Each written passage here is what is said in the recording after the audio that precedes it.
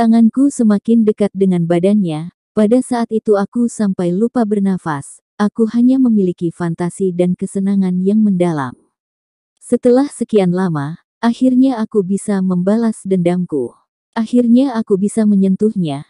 Kulitnya sangat halus dan bersih. Aku menggigil saat mengelus badannya. Lalu aku langsung menarik kembali tanganku. Tapi Clara masih saja terlentang di kasur. Mukanya jika dilihat makin lama makin merah. Kulit halusnya yang putih juga berubah menjadi memerah. Dan deruh nafasnya yang menjadi-jadi membuktikan dia sudah benar-benar di bawah pengaruh obat. Aku rasa pengaruh obat ini sangat kuat, dan membuat keberanianku semakin meningkat. Tanganku semakin merabanya. Aku bisa merasakan suhu tubuhnya menghangat, lalu kepalaku ku dekatkan ke tubuhnya. Aku menarik nafas panjang mencium aroma tubuhnya. Lalu aku bersiap menggigit bahunya.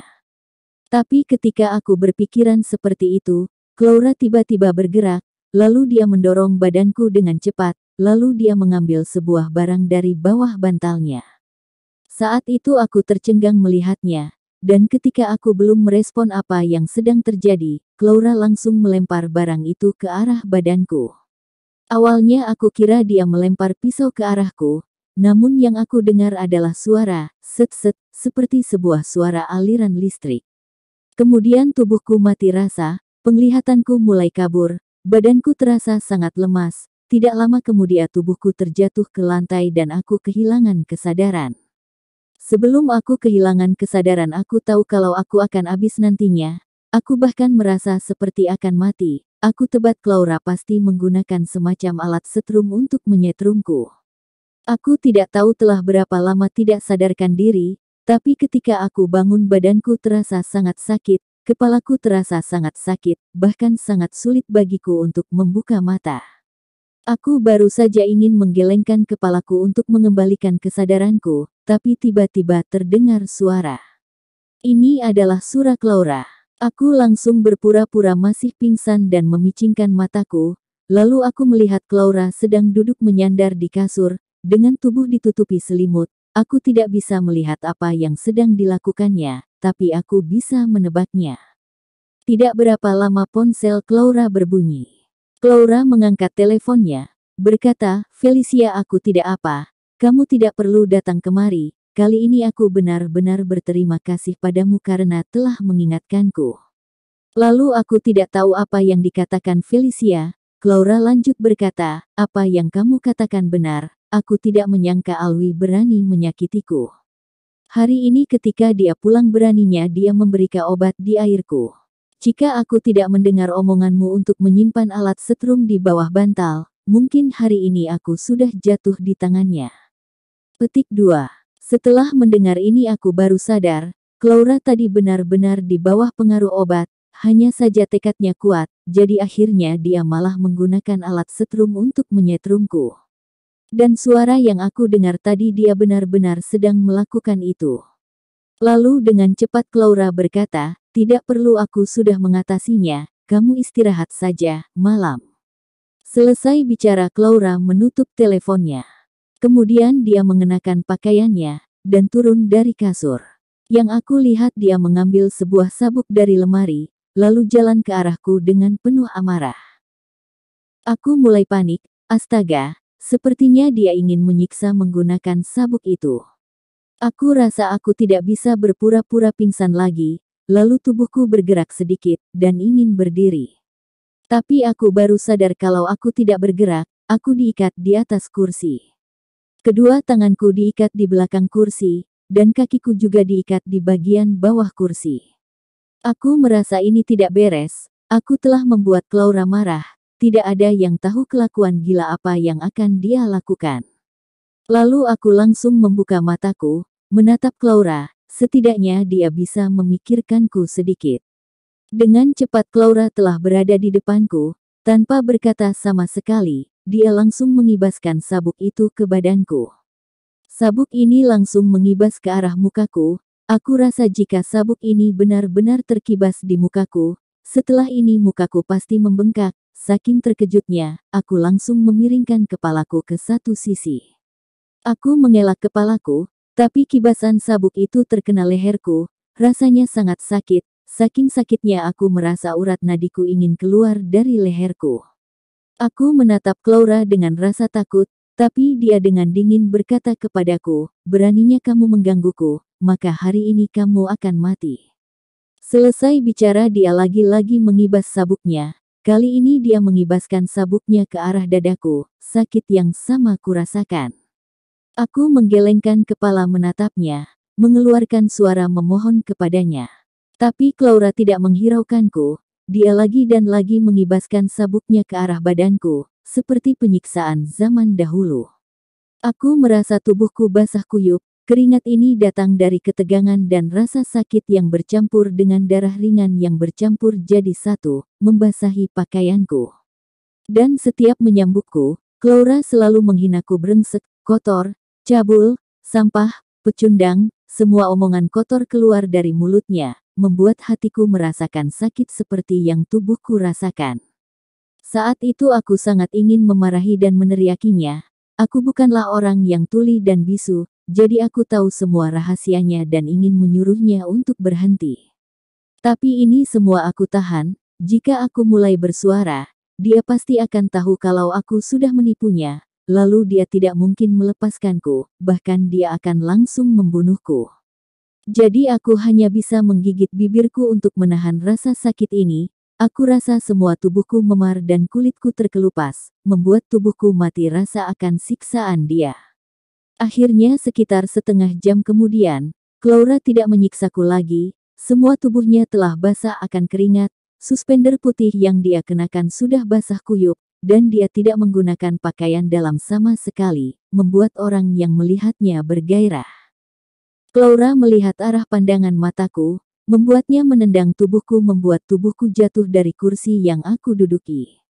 Lalu dia pergi mandi, setelah itu dia menutup mulutku menggunakan perekat, mungkin dia takut aku berteriak, walaupun aku bisu dan tuli tapi jika aku mengeluarkan suara pasti akan menarik perhatian tetangga.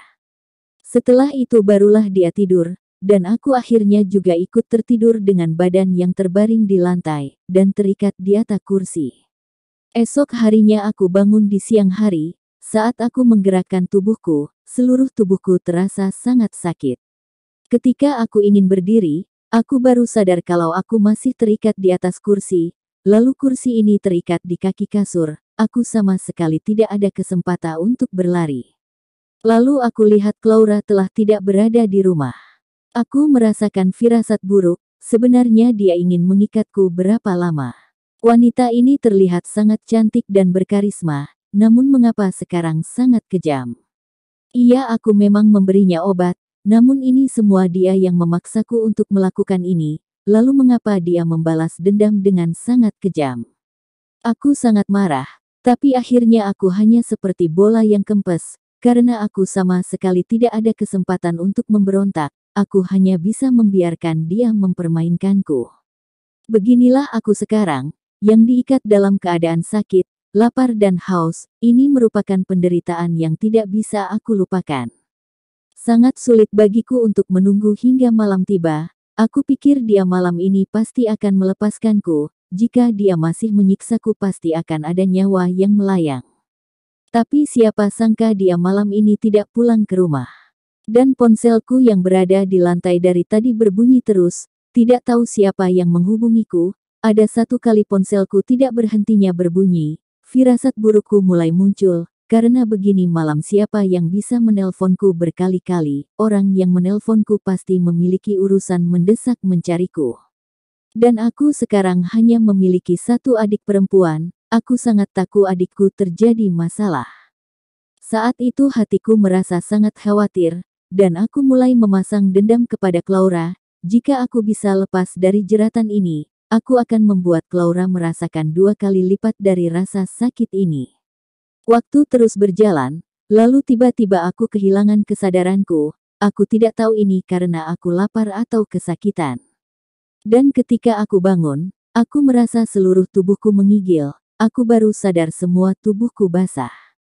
Lalu aku melihat Clara memegang sebuah baskom berdiri di depanku, keadaanku sekarang yang hampir mati, dia masih saja tega menyiramku menggunakan air dingin untuk membangunkanku. Saat itu, Mulut dan tenggorokanku merasa sangat kering, didorong dengan keinginan kuat untuk bertahan hidup. Aku tidak bisa memedulikan hal lain lagi. Aku hanya bisa membuka mulut dan meminum tetesan air dari wajahku. Lalu Claura lagi-lagi memerahiku, dasar pecundang, bahkan air bekas aku cucian kakiku saja diminumnya. Claura mengatakan air yang dia siram ke arahku adalah air bekas cucian kakinya. Wanita ini benar-benar apapun dilakukannya. Tapi aku tidak merasa jijik sama sekali. Aku tetap saja mengeluarkan lidahku untuk meminum tetesan air dari wajahku. Air ini membuat kekeringan di tenggorokanku sedikit membaik, dan membuatku sedikit bertenaga. Claura lagi-lagi menghinaku menjijikkan, lalu mengangkat gunting sambil berjalan ke arahku. Aku langsung terkejut melihatnya. Apa wanita ini sudah gila? Dia sudah menyiksaku seperti ini, apa dia masih ingin menambah rasa sakit ini?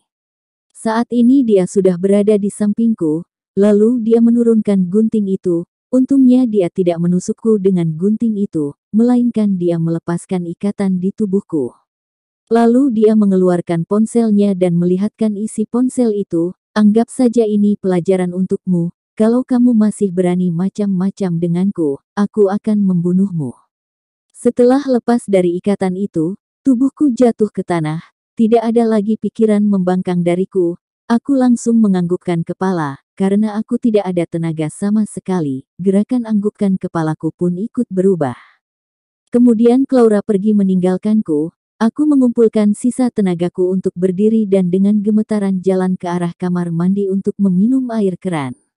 Setelah minum air, aku merasa kembali hidup. Lalu aku turun ke bawah untuk mencari sedikit makanan, dan tubuhku merasa sedikit membaik. Namun aku masih kekurangan tenaga. Aku merasa sangat lelah, rasa sakit di tubuhku juga mulai kurasakan lagi. Aku pikir aku harus ke rumah sakit untuk membeli obat. Tiba-tiba aku teringat dengan panggilan yang tidak berhentinya dari ponselku, lalu aku langsung naik ke atas untuk mengambil ponselku. Setelah melihat ponsel aku baru sadar Claura telah mengikatku selama 2 hari 2 malam, dan sekarang adalah hari ketiga di pagi hari. Aku pikir jika hari ini Claura tidak membebaskanku, mungkin aku tidak bisa melewati hari ini. Dasar wanita berhati kejam. Setelah melihat panggilan yang tidak aku jawab sebelumnya, pikiranku tiba-tiba meledak. Aku tidak lagi memikirkan rasa sakit di tubuhku. Dan yang menelponku benar-benar adalah adikku. Kemarin lusa malam dia menelponku beberapa kali. Lalu keesokan harinya selain telepon dari adikku, ada juga telepon dari bibiku. Biasanya aku sangat jarang berhubungan dengan bibiku, jadi membuatku sangat gugup. Jangan-jangan terjadi hal yang tidak diinginkan. Aku tidak memperdulikan lagi cara pakaianku. Aku langsung turun sambil menelpon adikku. Lalu dengan cepat dia mengangkat teleponku. Aku baru saja ingin menghelakan nafas lega, namun suara yang aku dengar bukanlah adikku, melainkan suara bibiku. Alwi, apa kamu sudah mati? Sampai sekarang baru mengangkat telepon. Lydia hampir saja mati, cepat kamu kemari di rumah sakit daerah. Lydia adalah adikku, kata-kata bibi seperti tamparan bagiku. Aku langsung memanggil taksi menuju ke stasiun, dan membeli tiket pulang. Rumahku berada di kabupaten sebelah kota ini. Aku harus melewati 5 jam perjalanan mobil baru bisa sampai di rumah sakit kabupaten. Ketika sampai di rumah sakit melihat adikku, aku hampir saja menangis. Dia baru saja dipindahkan dari unit perawatan intensif ke kamar pasien. Mukanya terlihat sangat pucat dan lemas. Setelah memahami apa yang terjadi, aku baru tahu bahwa anemia adikku sangat serius. Ini adalah anemia aplastik. Ini menyebabkan pendarahan hebat ketika dia datang ke menstruasi. Yang lebih parah adalah baik sekolah maupun rumah sakit tidak ada yang dapat menghubungi orang tuanya, tidak ada yang bertanggung jawab, dan tidak ada uang untuk perawatan rumah sakit.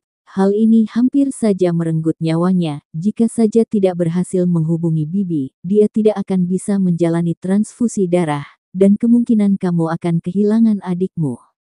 Adikku adalah orang yang paling penting bagi hidupku. Dia sekarang duduk di bangku SMA kelas 2. Dia sangat mengerti keadaan. selama ini dia adalah kekuatan bagiku. Jika bukan karena penyakitnya, aku tidak mungkin menipu Clara sekarang. Dan jika Clara tidak mengikatku, aku pasti akan langsung pulang untuk menemaninya. Clara secara tidak langsung hampir saja membunuh adikku. Aku menggertakkan gigiku, menggepalkan tanganku dengan erat. Rasa benciku kepada Clara semakin menjadi-jadi. Jika aku bertemu dengannya mungkin aku akan menamparnya dengan keras. Adikku telah sadar, namun setelah dia melihatku, respon pertamanya bukanlah mengenai penyakitnya sendiri, melainkan dia bertanya apa yang terjadi denganku, apa aku terluka. Aku mengelus mukanya, aku mengatakan padanya tidak apa-apa, selagi dia membaik, semuanya baik untukku. Kali ini aku berada di rumah selama 3 hari. Adikku bersikeras ingin pulang dari rumah sakit. Sebenarnya dia tidak ingin terlalu banyak mengeluarkan uang. Setelah keluar dari rumah sakit, aku meminta bibiku untuk membantuku menjaganya, karena jarak rumah bibiku dan sekolah adikku tidak terlalu jauh. Setelah itu aku memberikan semua uangku kepada bibiku, dan hanya menyisakan sedikit uang untuk perjalananku pulang ke Nanjing. Aku sangat membenci Clara, aku benci dengan identitasku. Tetapi demi penyakit adikku yang semakin serius, aku harus menghasilkan uang dalam jumlah besar sesegera mungkin, karena dari apa yang aku pelajari, bahwa transplantasi sumsum tulang bisa menyembuhkan anemia aplastik, tetapi ini membutuhkan biaya ratusan juta, dan aku tidak mampu membayarnya untuk saat ini. Aku membeli pena dan kertas, untuk menulis surat permohonan maaf kepada Clara. Di dalam pesan itu aku memarahi diriku sendiri seorang pecundang. Aku memohon maaf kepadanya. Aku berjanji aku tidak akan berani bermacam-macam lagi kepadanya. Aku juga tidak mengeluh atas pukulannya. Kedepannya jika dia menyuruhku melakukan apa, pasti akan aku lakukan. Saat malam hari ketika dipulang, dia terkejut melihatku berada di sini. Dia mungkin berpikir setelah mendapatkan pukulan yang kuat, aku masih berani pulang kemari. Lalu dia menulis pesan di ponselnya apakah aku pergi untuk menjadi gigolo. Saat itu aku langsung menggelengkan kepala. Aku memberitahunya kalau aku pulang ke rumah, lalu aku memberikan surat permohonan maaf itu kepadanya. Setelah dia membaca surat permohonan maafku, dia langsung berkata, pecundang tetaplah pecundang, yang selalu tidak dipandang oleh orang, tidak mencerminkan seperti lelaki.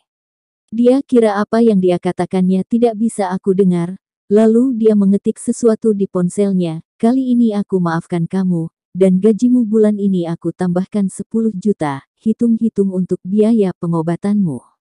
Clara ternyata tidak mempermasalahkan uang, maka dari itu aku menebalkan mukaku untuk meminjam uang kepadanya. Aku bilang adikku sedang sakit parah. Dia bilang berdasarkan apa aku akan memberikan pinjaman uang kepadamu. Namun akhirnya dia menyuruhku bersujud kepadanya dan memanggilnya bos, maka dia akan meminjamkan uang itu. Lalu jika dia bisa menipu ibunya selama setahun, maka aku tidak perlu mengembalikan uang itu, dan masih bisa membantu bayar uang pengobatan adiknya. Sebelumnya aku pernah berkata aku tidak mungkin bersujud di kaki ibu anak ini, tapi aku mengingkari janjiku sendiri. Demi pengobatan adikku, dan agar aku bisa dengan cepat bebas dari sini, aku meninggalkan harga diri. Aku langsung bersujud di depan kakinya, dan mengetik di ponsel memanggilnya bos. Clara sangat senang melihatku seperti ini, dia menendang-nendangku, dan berkata akan memberikan uang itu. Melihatnya seperti itu, aku berjanji pada diriku sendiri, dia sekarang boleh menendangku, namun ada suatu hari aku pasti akan mengembalikan lagi apa yang telah direnggut olehnya. Dan yang membuatku tidak menyangka adalah aku sudah mendapatkan kesempatan untuk membalas Clara. Malam itu Felicia datang ke rumahku. Mendengar pembicaraan mereka adalah kebiasaanku, karena aku ingin mengetahui segala rahasia tentang Clara, dan mencari kesempatan untuk membalas dendam kepadanya. Jadi aku lagi-lagi berdiri di depan kamar mereka, dan aku mendengar suara Felicia berkata, Clara bagaimana ini, apakah aku harus kembali bernyanyi seperti dulu? Aku benar-benar takut Bang Badui kurang ajar lagi kepadaku. Mendengar pembicaraan mereka, aku teringat dengan masalah Felicia yang belum diatasi. sepertinya Bang Badui orangnya sangat pendendam, dia sampai sekarang masih tidak melepaskan Felicia. Clara dengan cepat menjawab, Bang Badui tidak seperti yang kita bayangkan, siapa sangka dia tidak memperdulikan Bos Lee. Tapi kamu tenang saja, hal yang dia lakukan tidak bisa menyalahkan kita, hari ini adalah hari kematiannya. Felicia langsung bertanya, Clara apa kamu sudah ada rencana? Clara berkata dengan sinis, semuanya sudah aku urus, malam ini akan ada polisi yang memeriksa Bar Benz. Felicia dengan penasaran bertanya, pemeriksaan rutinitas. Apa bisa sampai ke Bang Badui? Di luar sana dia memiliki banyak kenalan, sekalipun masalah ini benar-benar ketahuan, dia pasti bisa dengan cepat mengembalikan keadaan seperti awal lagi, sama sekali tidak mempengaruhinya. Clara tersenyum sombong, berkata, jika penjualan wanita tidak mempengaruhinya, bagaimana dengan narkoba? Jika di dalam ruangan Bang Badui ketahuan ada narkoba. Felicia sangat pintar, dengan cepat dia langsung tertawa, lalu mengeluarkan suara manja, sepertinya dia sekarang berada di pelukan Clara, karena telah membantunya menyelesaikan masalah. Responku sangat cepat, aku langsung mengerti maksud pembicaraan mereka tadi. Sepertinya rencana yang dia atur tadi mau menjebak Bang Badui agar bisa masuk ke pengadilan. Setelah bingung beberapa saat, akhirnya aku mengambil keputusan yang sangat membahayakan. Tapi jika aku berhasil menjalankan rencana ini, aku pasti akan mendapatkan hadiah yang sangat besar. Selain itu aku juga bisa membuat Clara gila. Aku mengambil keputusan untuk berpihak pada Bang Badui dan mengkhianati Clara.